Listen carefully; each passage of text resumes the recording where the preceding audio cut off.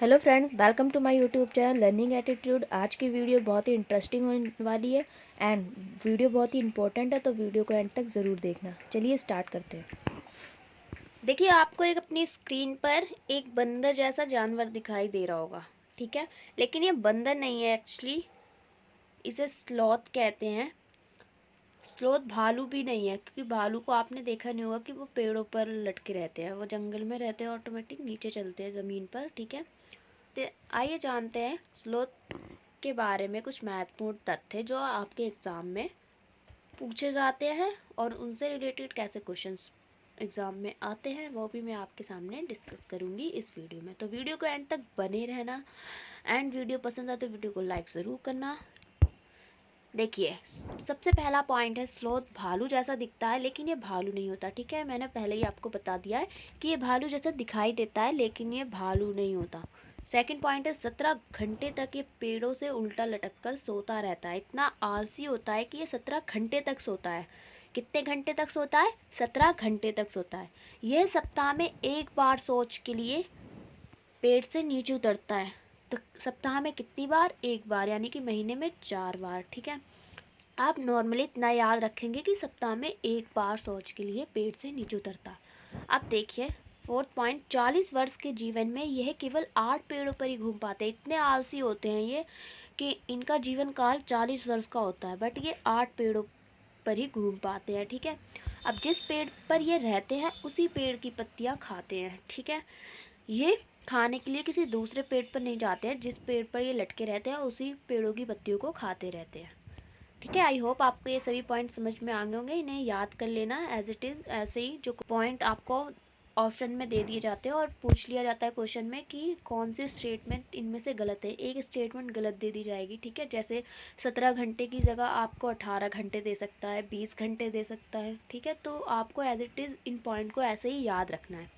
देखिए, स्नैक के बारे में जान लेते हैं महत्वपूर्ण तथ्य, क्योंकि इससे रिलेटेड सीटेट के एग्ज़ाम में आपके कई बार क्वेश्चन जो है आए हुए हैं, ठीक है। तो देखिए, तो चलिए जानते हैं सांपों के बारे में। हमारे देश में पाए जाने वाले सांपों में से केवल 4 तरह के सांप ही जहरीले होते हैं, जिनका नाम है नाग, करेत, तुबैया और अफाई, ठीक है। तो नाम याद रख लेंगे आप, नाग, करेत, तुबैया और अफाई। जब सांप जब भी किसी को काटता है तो उसके 2 खोखले जहर वाले दांत से ही व्यक्ति के शरीर से जहर फैलता है। तो याद रखेंगे कि 2 खोखले दांत होते हैं जिनमें जहर होता है, उन्हीं 2 खोखले दांतों से जो मनुष्य के शरीर में जहर फैलता है, ठीक है। सांपों के बीन की धुन पर नचाने वाले को कालबेलिया कहते हैं। तो नाम याद रखेंगे कि जो सांपों को बीन की धुन पर नचाता है उन्हें क्या कहते हैं? कालबेलिया। अब देखिए, लास्ट पॉइंट है, सांप के जहर से बचाव के लिए दवाई सांप के जहर से ही बनती है, ठीक है। आप इसे याद रख सकते हैं कि जैसे जहर जहर को मारता है, लोहा लोहे को काटता है, उसी प्रकार जो सांप के जहर की जो दवाई है वो सांप के जहर से ही बनती है, ठीक है।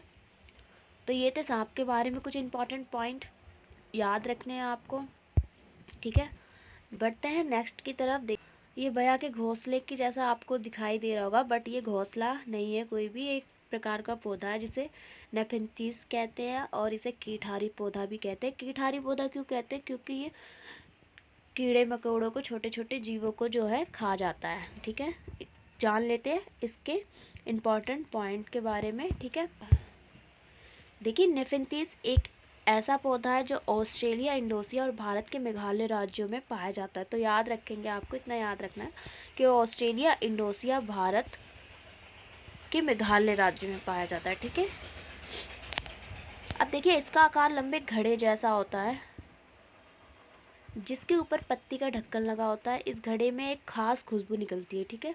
तो यह सुगंध जो है फैलाता है, जिसकी वजह से कीड़े मकोड़े इसकी तरफ आकर्षित होते हैं और जैसे ही कीड़े मकोड़े इस पर पहुंचते हैं तो ये पौधा उन्हें अपने अंदर की ओर खींच लेता है और खा जाता है, ठीक है। तो इतना याद रखेंगे आप कि कौन से राज्यों में पाया जाता है। तो मैंने बता दिया है, ऑस्ट्रेलिया, इंडोनेशिया और भारत के मेघालय राज्य में, ठीक है।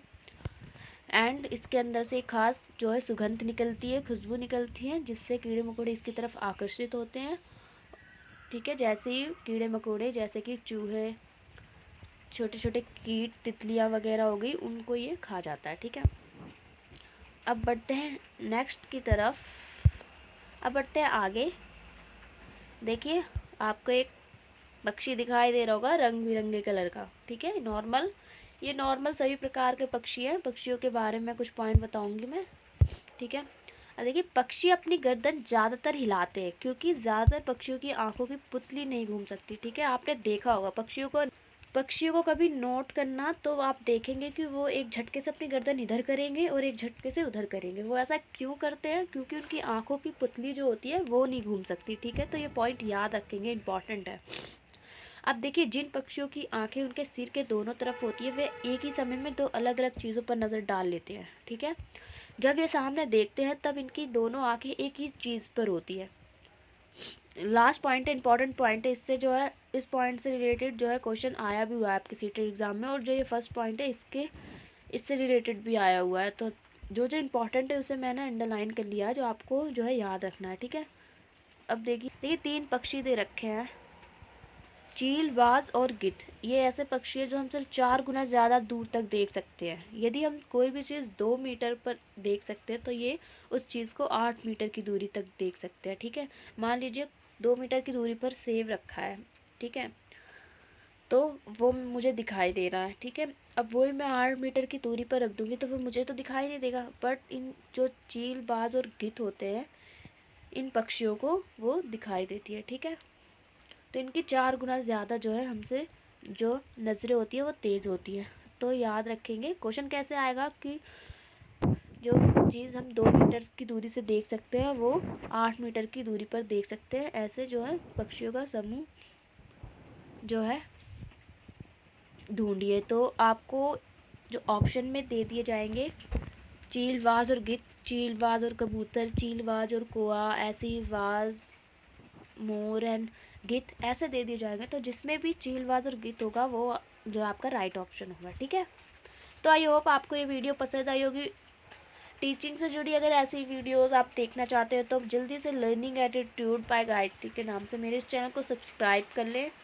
एंड वीडियो पसंद आई तो वीडियो को लाइक करें एंड ज़्यादा से ज़्यादा लोगों को शेयर करें। मिलते हैं नेक्स्ट वीडियो में।